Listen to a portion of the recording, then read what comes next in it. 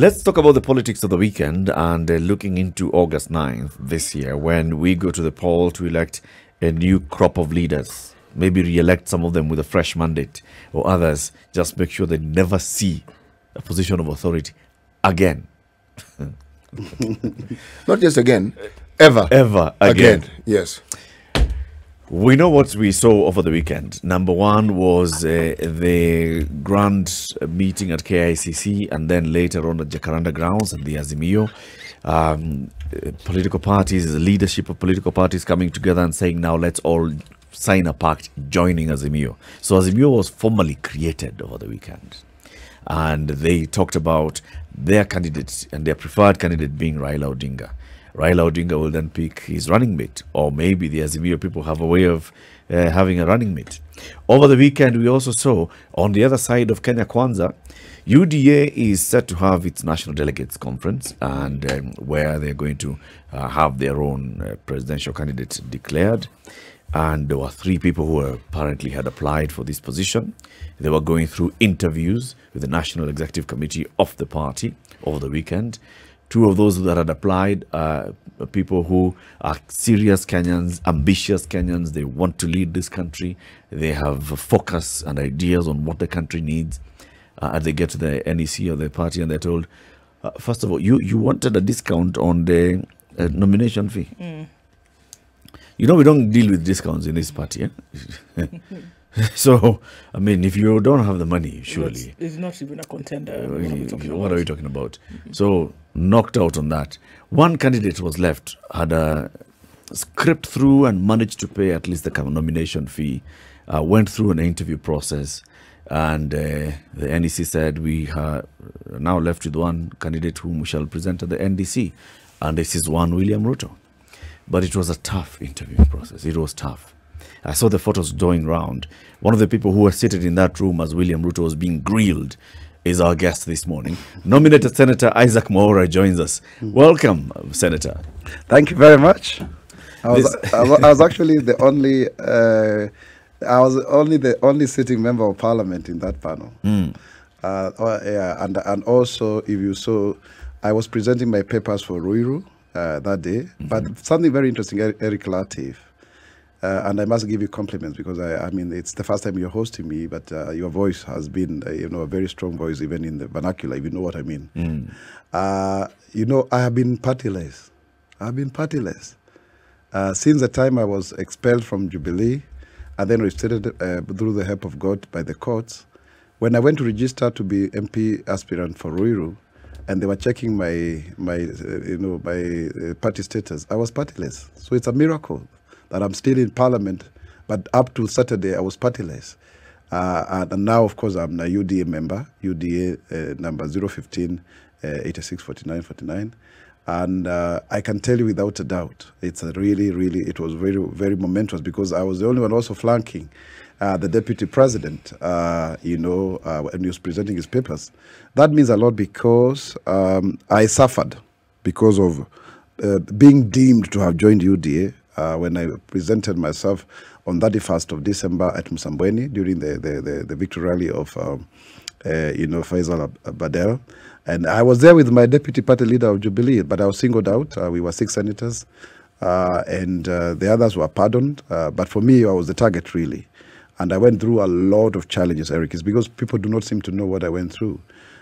For 9 months, from 1st of February, when I was given some charge sheets via WhatsApp at 8 p.m., around 8 some p.m., I was in court for nine months until I was reinstated on 1st of December, miraculous, mysteriously. And the 2 Handshake brothers had decided that I would never see the inside of Parliament. I had 7 court cases. I appeared in court over 30 times. And on 7th of May, I lost at the PPDT, which was Kangaroo Court, because the people who were sitting in the panel was actually ODM, media voices, for example, like Millie Luanga. And I am saying it very strongly because that's the truth. And they are the ones sitting in the panel. So you sit, it's like a goat sitting in a panel of hyenas, and then on 11th of May, on Tuesday when we had a session, that time we were only having 1 session. Thank God for that because it worked for me. I woke up in the morning. I had been warned previously by Majority Leader Pogisho that I should prepare for anything. And then people called Ken Lusaka, Akina Tuju, Akina Murathe. They called Lusaka telling me that Uhuru Kenyatta and President himself, they called him, pressurizing him. That from Parliament. Indeed, they declared my seat vacant illegally and procedurally. In the morning, I was a member of Parliament. In the afternoon, I was not. I was chased in Parliament like a dog. I want to tell you without a doubt, I thank God that I have been able to survive. After that, DCI was instituted against me. It is on record. Daily Nation reported about that. They lacked evidence. Then, after that, I got information. A gang of 10 people was supposed to maim me the way they did to Dennis Itumbi. Only that God helped me because one of them knew me, so they kept on going round in circles for a whole week. Then I happened to have gone out of the country to Dubai. And then when they knew about that, just recently when I went to Dubai again, I was told that Kumbe they had put actually a travel ban against me. Can you imagine? So I have just survived by the hand of God because some people actually thought that I should be finished. I would be takataka by September. How did this hand of God manifest itself? It's through court. Through the courts. And so what did the courts declare? They declared that it was discriminatory. They declared the procedure was not followed. In fact, it was discriminatory for the party that had nominated you to remove you from the list. Yes, because there was an even application of the law, Jeff. Sorry, Eric, I beg your pardon. The whole idea about that Eric Lactif is because there were other people who, and it was even Tuju there, who has now been used and dumped. I'm really sorry for Tuju. I respect him as my friend because I knew he's been dropped as the Secretary General after he has done all the dirty work. And what did the court say? And now Jubilee Party, which is not the original one that we voted for, Jubilee Mwaura, is now the one that is there. They said, if then you are saying Isaac Mwaura has been deemed to defect to UDA, which is an affiliate party, what about Maina Kamanda, who was campaigning in Kibra? What about Sakaja, who was campaigning in ANC? What did you do about it? The president himself actually has declared that he's going to support Raila Odinga, an ODM candidate. And so you were reinstated by the courts on account of you being a member of UDA, of Jubilee, which had nominated you to Parliament. Yes, please. Yes, and so at what point then did Jubilee remove you from its role of member? They had removed me earlier on. For you to lose your seat, Eric, you have to first be removed from the party list as a member. You get the point? Yes. And it was unprocedural because the only organ of the party that can do so is a National Executive Committee, which has never sat. Okay. Which had never sat. What happened? You know the point I'm getting to, yes. Senator? Yes. Is this thing that you're telling us that you were shocked on Saturday to realize that you are not a member of Jubilee. But yes. you know that had been declared a long time ago. Yes, but you see the courts had... But also, the courts had already said that was unprocedural. So, largely, by law, you were still a member of Jubilee, whether Jubilee had returned you to the role or not. No, the courts had returned you to the role of members of Jubilee. But you see now, that then should have followed. You follow the court order, Erica, by ensuring that you have the name put back into the register. It's like saying you work here for SpiceFM, then you are removed, Muga, and then you are reinstated, but then still they don't get to pay you, they don't get to reinstate you formally. You see, even David Murathe was joking with me. We were trying to argue somewhere and say, you concentrate on UDA affairs. And then they were also trying to play some games there to try to say, oh no, but they didn't follow through that. So when I went to the registrar, the Registrar of Political Parties registrar, and they checked my ID, they said, you are not a member of any political party. So yes, technically in terms of the ruling of the court, because on the strength of that, God helped me, and I thank God so much. But then in terms of formally, the paperwork. But Mwaura, there's something that I'm finding strange here. You say the National Executive Council of the party are the only organ who are legally mandated and are able to remove you from that particular roster. Yes. Now, the registrar of political parties, or is it which body in government that has the list of names? Registrar. Precisely. So, are you saying that they performed an illegality? Yes, they did. Yes, they did. They did because when I appeared before the Jubilee the so-called National Disciplinary Committee, the committee had my case. They really sympathized, and they are very honorable men and women. But of course, they're hamstrung. They were very hamstrung. I could see their struggle because I presented my 7 reports of my work in Parliament, and they were very baffled of what we have been able to achieve. For example, even the currency that you have in your pocket, the weight is usable to those who are low-visioned. And people who are blind, they attempt to have those markers. It is actually my work. The fact that the youth first-time job seekers, they are no longer being asked for money to pay for CRB and what have you. Again, it is my petition that made that to be possible. So the number of people who have been employed with disabilities to fulfill the 5%. Senator, so what happened? I must ask, because I mean, you've said a flurry of things this morning in terms of why you were removed and then the salvation that came out, through all of this. But why would they be so hell-bent on removing you from the party? Before I come to that, let me respond to Muga's question.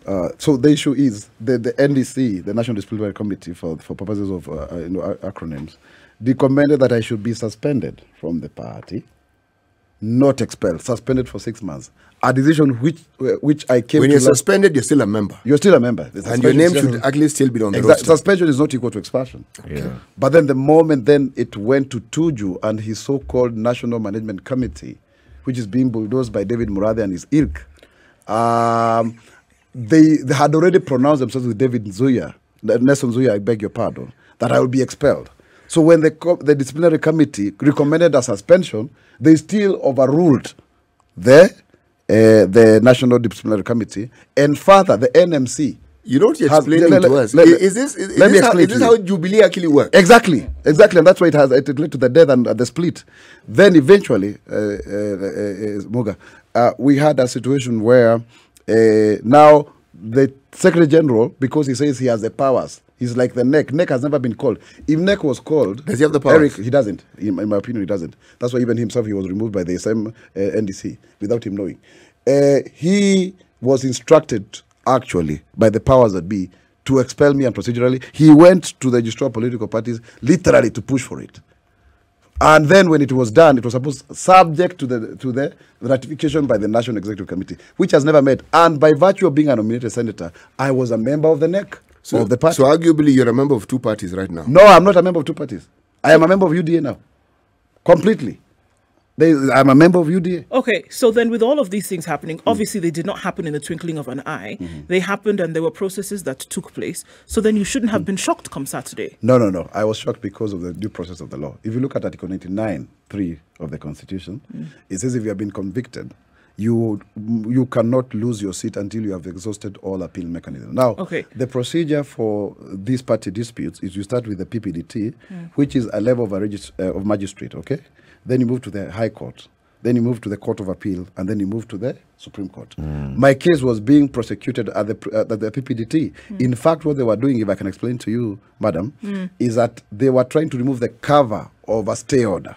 Because the ORPP was working in cahoots with the Jubilee Party. They were saying, we can follow the due process, but we are not going to remove the name of Isaac Mwaura because already we know the law. And they had given expressly in a petition. All right. Okay, bullet number 10 of their petition. But then they went ahead because they were pressured by Jubilee to do exactly that. Okay, that's understood. But if we can let's just take a skip and a jump ahead of all of this and go to then these things that we're discussing come Saturday, whereby there are a lot of political defections happening. Exactly. There are coalitions being formed. There are people taking on different persona now to be able to get into the inner circle when it comes to politics. With the moves that are being made, yourself jumping from one party to another, others, what does this say or what does it give in terms of an outlook of the political scene right now, where people seem to be making these defections to suit their own political needs? Let me say this.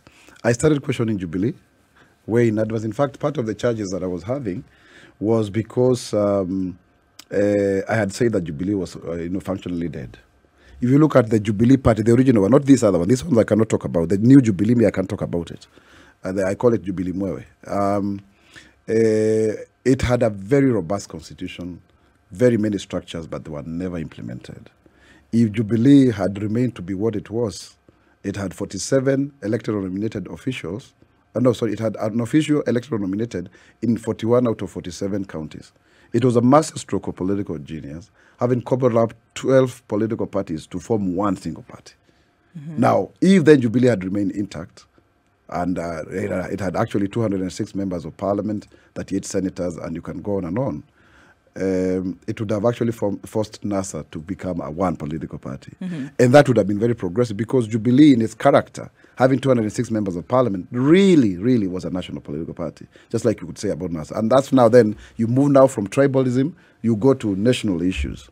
Now, I was questioning that. The other issue I was questioning is about public debt, and the fact that now the issues to do with equal opportunity for all, that anyone can rise to become president. In fact, those are the things that put me into trouble, because I enumerated who has been president before and the number of years in Msambweni. Now, the problem with our political parties is that I was now deemed to have defected, because when I went to Msambweni, I was there, and then Mudama put a heart of UDA and whatever. But when I went to Msambweni, I was not going to defect to UDA. I was going to support my deputy party leader. And UDA, for example, is actually a coalition partner of Jubilee. The deputy majority leader of in Senate where I serve is Fatuma Dulo, who is a UDA member. So for me, I saw nothing about it, because it was part and parcel of Jubilee, just like Khan was, and also because Sakajas and the commanders and others had actually even campaigned for ODM in the spirit of the handshake. So, but it was just singling me out, and I'm happy because we were 6 of us, and I remember there was Ocampo 6, there was a Kapunguria 6. And I was able to survive. So now you have to go through. Okay. Yes, Jubilee 6. Thank you. You're talking about Yes. then a big party. Yes. So Jubilee was the coming together of 12 political parties that formed one huge party. And you were saying if you had continued that way, then even NASA would have transformed into one big party. Yes, please. Where ODM, Ford Kenya, ANC and others would have come together and formed one big party. Why do you think we need big parties in the country? Because then they become issue-based.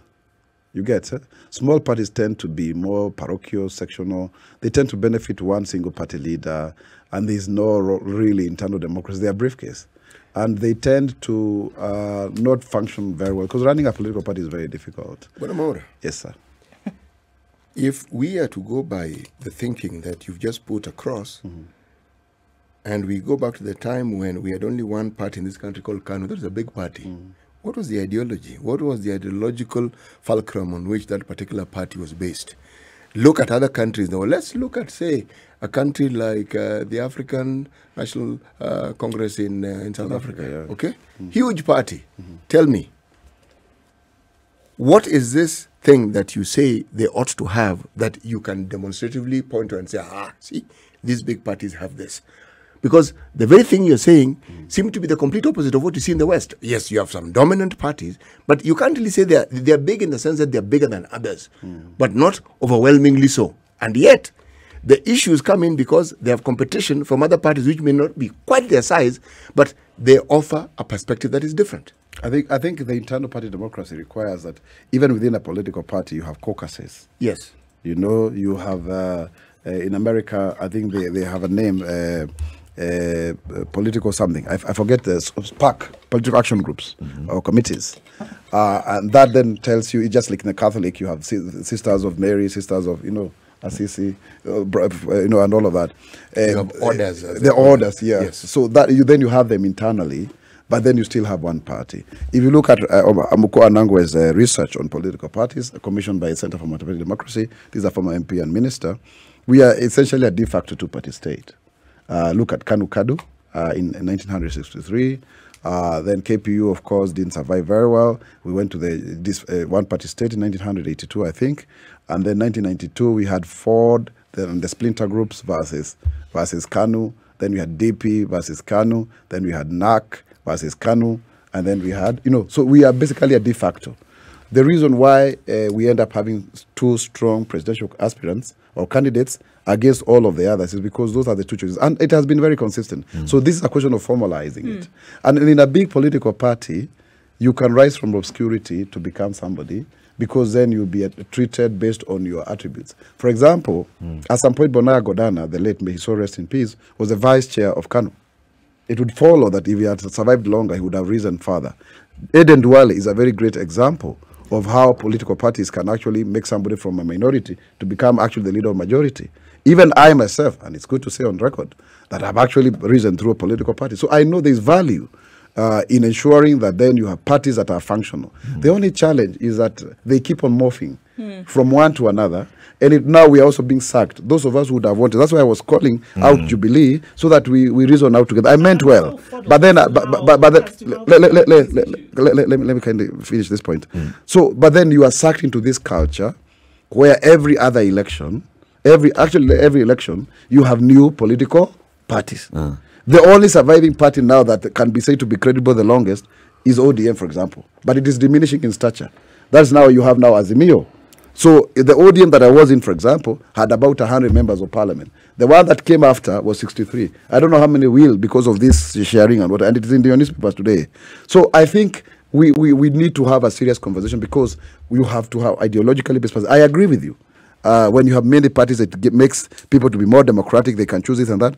But for the visioning, for the long-term visioning of a country, it would be good so that they indoctrinate people into an ideology that is consistent, and then people mature and rise through the ranks so that you don't have the high attrition that every election, nearly 80% of members of parliament don't get elected back. Let's take a break on that note. It's 8:30. This is Kenya's biggest conversation, the Situation Room on SpiceFM, KTN Home and online. Our guest is Isaac Mwaura, nominated senator. We are talking about defections, coalition politics, and political party politics in this country. We'll be back shortly. We are talking about that political silly season that we are in. Defections, formation of new parties, new coalitions taking place. And the argument that the senator is putting forth here is it's better to have huge political parties rather than small parties forming big coalitions and then they disintegrate after that. One of the reasons you gave for that, Senator, is because then if you have bigger political parties or bigger and then coalitions, that then issues would be addressed or they become issue-based. And I'm fuddled as to how that becomes, because if we don't have political parties that are originally issue grounded, it would be difficult for them to morph into bigger parties and then suddenly are baptized with this issue-based ordination. Where would that come from? Let me tell you, you see, when you have a small political party, it tends to be very personality-centered. But then you have to move from the founder syndrome and develop an institution where people then politically participate, they come, they make mistakes, and then they keep on institutionalizing the internal party democracy and, caucusing of ideas. So that doesn't happen in small political parties because they are under-resourced, they are limited, and they tend to be seasonal. If you look at even the way political parties, remember the word is morphing, yeah? So let me just give you a chronology. If you look at the history, let me take you of ODM. ODM split into ODMK and later on split into URP and UDF. URP joined Jubilee, okay, with the TNA. And then, even UDF now has joined Kenya Kwanza through ANC, that kind of thing. So there's a succession. You can say this is the mother of that one. In fact, last Friday there was a symposium. It was called the People's Dialogue Forum at the National Museum of Kenya, and I attended together with the chairman of UDA, Johnson Modama, and I was very happy to see KANU there. The mother of all political parties, because all the parties have been born by KANU. And then I went to ODM, my former party, and they were very happy to be with me there. Then I went to UDA. So you can say this is a son or a daughter or whatever or the other one. So it moves from one side to another, from one or whatever era to another, or even time to another. But then when you have a strong political party that is cobbled up together, and we have had attempts like that. In fact, at some point, the conversation was, do you need coalitions or do you need single strong parties? So there was KANU, which became very monolithic, but it was a one-party state. But then in terms of de facto two parties in recent history, you had NAC, which is a coalition of a coalition party, but then as a party, ODM, NAC of 02, ODM of 07, and the Jubilee of 2017. Those would stand out. It's only that then somehow, our fissures do not really move. Because you see, if you remove the DNA of URP, okay, which seems to then have become UDA, then you remain with the TNA, the DNA of TNA, which then they have even taken back the logo of TNA. Yep. You see, yeah. But so you see now we thought, City Muga, that if a vice president, for example, was appointed, and a coalition it's supposed to be through an agreement. Now, we came up with an American, the Washington Consensus, where then you have a deputy president who is a running mate, okay? So they were elected together. They are elected together on a joint ticket. William Ruto is the first to benefit from that. And we thought that then there would be fusion, that there would be allegiance. But still it has split. Because effectively, we who support Deputy President William Ruto, Jubilee side, the UDA now, is effectively, and for purposes of this argument, the former URP, you can say so, but with a lot of streaks of ETN and all of you, are effectively the government in opposition. And ODM is the opposition in government. Mheshimiwa, Yes. when you talk about issue-based politics, what standard are we using to determine what these issues are? Because look at our history. Would you say the founding fathers of this nation had issue-based politics, that their politics was issue-based? When we then had the monolithic KANU government and we had the Mageuzi movement and all that, would you say the movement that then brought about Ford was issue-based? Yes, We now talk about Azimio. Yes. Talk about any political morphing together or coming together. Are they issue-based, or are the things we are calling tribal, individual, personal, are these the issues that our politicians understand to be germane to our politics, or are these the issues that resonate with the voting public? Thank you, Siti Muga. Very good question. I think personally it's also a question of evolution of the state of the country. We are a nascent democracy. And not unless you have a visionary leader who leapfrogs the country forward in certain aspects, you can't get it right, altogether. And I want to single out Tanzania, because Julius Kambarage Nyerere got it right in terms of nationalism, maybe because also he was from a minority tribe, to the extent that today in Tanzania, you rarely would hear issues of tribe. It's only that they are kind of starting, but they are not as pronounced as here. Then you look at Lee Kuan Yew, he got it right in terms of the economy. And Singapore today is a very well-to-do country. Of course, it came at a cost to Julius Kambarage Nyerere, because he got it wrong in terms of the economy, because he predicated his economic strategy on the Ujamaa, which was like Africa socialism. Now, look at the case of Jaramogi Oginga Odinga. He was left of center, like he was actually even called communist. But when he shouted the communism, it is his tribe that followed him into the opposition. And then the Kikuyus. But is that really true? No, it is true. It is true. At the time when KPU was formed and people moved from the government side to the opposition, was it only members of his community who actually crossed? Yes, they did, because the few that are like Bildad Kagia who joined him, later on, of course, they couldn't survive. Let me explain to you. You see, these fissures are, sometimes we look at history just very recently. But I've come to learn that you must go very far. Like today, if you look at the name of Lady Justice, the name Lady Justice came from Kaiser Augustus, who was actually, or Caesar Augustus, who was the emperor of the Rome Empire when Jesus Christ was born. And he really wanted to have justice, around that time.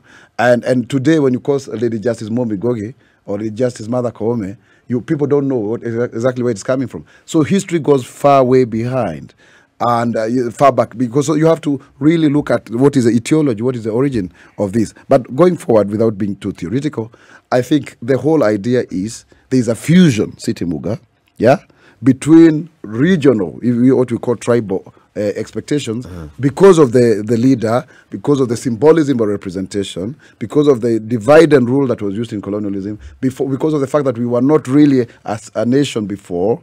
They self-perpetuate in such a manner, because then it's the politics of the haves and the have-nots, the politics of us versus them. That is actually the correct one. So that then there are streaks of ideology, but they tend to be abandoned more for personal gain, because of the fact that politics, as Hayek puts it, is he who gets what, where, and how. Is the art of the possible. Okay, it's the informal, as I put it, that constitutes the formal. So it then becomes the grievances that come even when there is an agreed manifesto, even when there is an agreed way of thinking. And we can, for example, credit NAC of actually jumpstarting the economy. And you can say it's Kibaki who was the leader because he was an economist and he had been seized on as an opposition leader, as a vice president, as a minister for finance, all the way back even to the London School of Economics. And being in politics for over 40 years, actually being the longest serving member of parliament, so that then he has this clout and experience.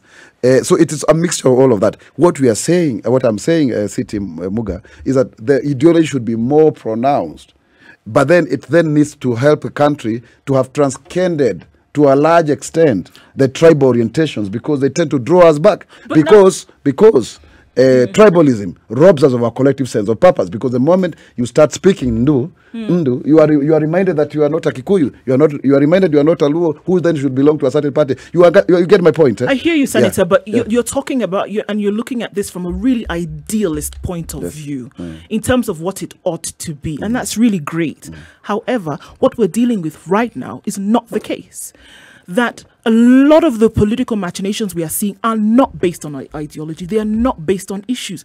When we are looking at the state of the nation, which you talked about, there are people who are in Kenya today who are starving, who have been starving for the last 10 years. A health system that's in a shambles. We have an economy that has taken a hit over and over and over again. And people can tout that these are the issues that they're interested in bringing about, and they can say that to make people really emotional about this. But if you look very clearly and really deeply, they're not.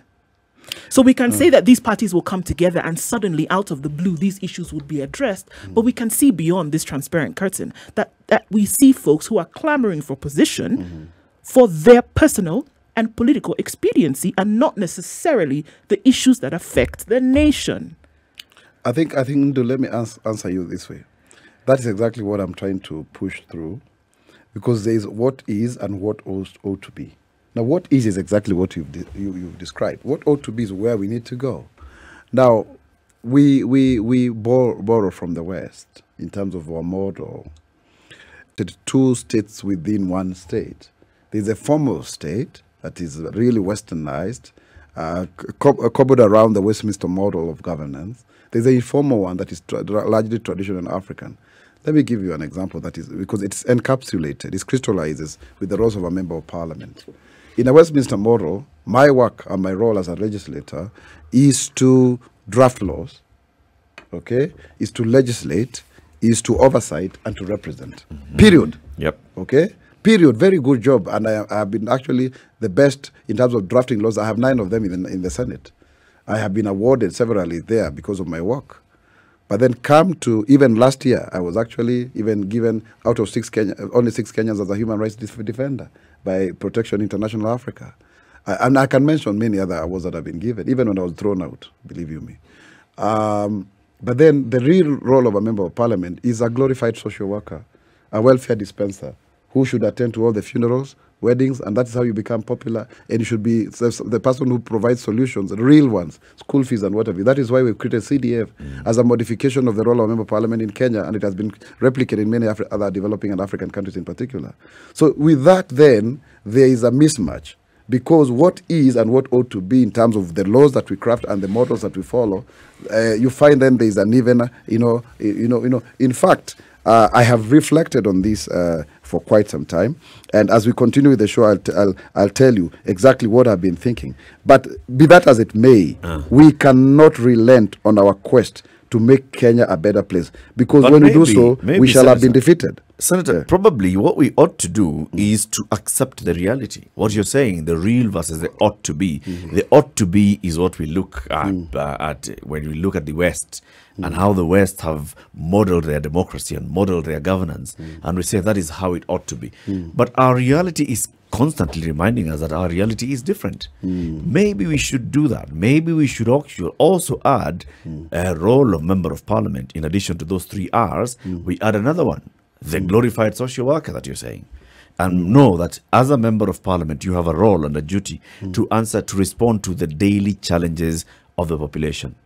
Also, as a political party, you shall come together knowing that you're representing either the clamor for a certain region, the needs of people from a certain region, or of a certain social background or economic background. URP, for instance, was known very much as the party for pastoralists. When it would champion, if we just allowed it to be, probably URP would be the one that's championing the issues of pastoralists. When you have issues in Kerio Valley, it would be URP that's leading that conversation. When you have issues about hunger in the various counties, and those counties are largely pastoralist counties, URP would be championing those issues. The new political party from Kilifi, PA, would be championing the issues of coast. What is it about coast? About food security, about the blue economy, and all these others. Probably we should allow that, and then say, now, the political party called URP that is championing issues of pastoralism. This one called PA that's championing the issues of the coast. The other one called ODM that is largely championing the issues about a certain region of the country. Ford Kenya that is largely championing issues about a certain region of the country. Come together and see how you can work together. But saying that, you have one big party that then has ideology. Our ideology is what is being represented here with the political parties on a daily basis. Let me say this, and I agree with you. They are local-based political ideologies, but they tend to be an antithesis to our collective sense of purpose in terms of nationalism. So you have ethnic nationalism superintending over, you can call state nationalism. Because all nationalism aspirations are ethnic. Well, I'm saying we are looking at the ideal where we want to go. And if you look at, for example, Germany, former regional parties have actually coalesced into national parties. But allow me, in matter of honesty, share with you my reflections about this in a couple of sentences. I call them Mwaura Speaks. Political ideology is the mother of good governance in any given jurisdiction, as it informs the thinking of a political party and its leadership, whether in opposition or government. The alternative is to invite a gang of robbers to superintend over the management of public affairs. That's my first thinking. Number two, listen to this. Political philanthropy begets immediate gratification. Now, those are the handouts that we give. But it reduces a country's vision to handouts. A leader must strike a balance between quick fixes and long-term solutions so as to address the root causes of a problem and to reap the benefits of delayed gratification. Now, very few leaders are able to do so. For example, today I can align myself and say, unga imeenda juu, but it's just for the sake of political positioning and posturing. But then, this is my reflection. Public leadership in Africa is a dichotomy between an informal political economy based on the Ubuntu and oral culture narratives and value systems of togetherness, generosity, and reciprocity. Conversely, the formal political economy is predicated upon a Western value-based system on the impersonal application of public policy, rule of law, and separation of powers within an individual contractual society. This mismatch has thus created tensions between what is and what ought to be in the pursuit of a successful developmental state model. So that then you have two competing states, and you have to be both. And finally, this is about political inclinations and ideologies in a way. Political inclinations are superficial as they often use simple logic to arrive at a conclusion. This way, they act as a point of reference to many, no matter their social or education status. Like now you can say Hustler Nation or Azimio Kwanza or the 6,000. It's very simple logic because that's what appeals to the masses. The more people believe in the logic, the more powerful is the narrative. In this manner, a whole mass of people is herded into a common belief and therefore controlled to procure a predetermined outcome. This is the true essence of societal stratification that helps maintain the status quo and therefore political inertia. So you come up with something and you sell it to the masses, and then people buy it. And this is usually around elections. And this is what's what you're a politician, and that's what politicians do. City Muga. I have observed. Let me read this, please. Finally, I have observed that over time, that in moments of crisis, leaders emerge. In times of elections and political contestations, tricksters, fraudsters, and conmen emerge. The masses consistently prefer the latter. The passions of democratic representation cannot be countenanced. I think everything you've said there, Mheshimiwa, is 100% true. From the first to the last. Even in terms of what you've said, I mean, what is and what is expected. Our own Ubuntu versus the West, which is completely impersonal in terms of policy formulation. True. Politicians then in this country struggling between that. True. I'd say that our politics, we ought to come back to a point where we agree that this is our politics. Forget about looking at, how it ought to be in the textbooks, and we write our own textbooks. So that with time, leaders such as yourself who go to Parliament, they know there's a handout that's expected, but they also know that the solution to the handout is a program that works, such that the handout becomes just minimal. It's at that point where there's actual emergency where the handout becomes needed. But you have programs in place that are working on the handout. However, the tricksters and the conmen that you just described are the ones who end up being in Parliament. That's true. And they are the ones who will benefit when there's no program, a sustainable program in office, but constant culture of handouts. Jeff, sorry, I don't know why I keep on calling you Jeff Eric. Because I like your voice, by the way, on a serious note. Let me tell you this. Majority of us, because of the lack of systems and structures, I had proposed the party primaries bill to make it more fair for people to be elected, because I knew my tribulations in ODM and Jubilee during the Kasarani and what have you. But 80% of my bill was the one that was copied, City Muga. The bill that was being voted for, 80% was my content, actually. By that time, I was out. Now, when you rig yourself, this is what happens. A good leader is weakened by the moments he rigs himself in, as even party primaries, as is water full of impurities, drinkable but with malaise, confronted with the illegitimacy, emptiness, and the choice of compromise. He takes sides with self against the common good of the people. This is the beginning of political decay. But now Fukuyama, let me finish this point, please. Let me finish this point kindly so that I can make my point. Fukuyama tells us there are two types of countries, developed and traditional. Yeah? So the developed, they are the West, and the traditional. But there are also others, the category in between. They are neither developed nor traditional. They are in transition. So we are in a kind of transition. At what point we can say it is arguable in terms of whatever metric you would want to use to classify a nation.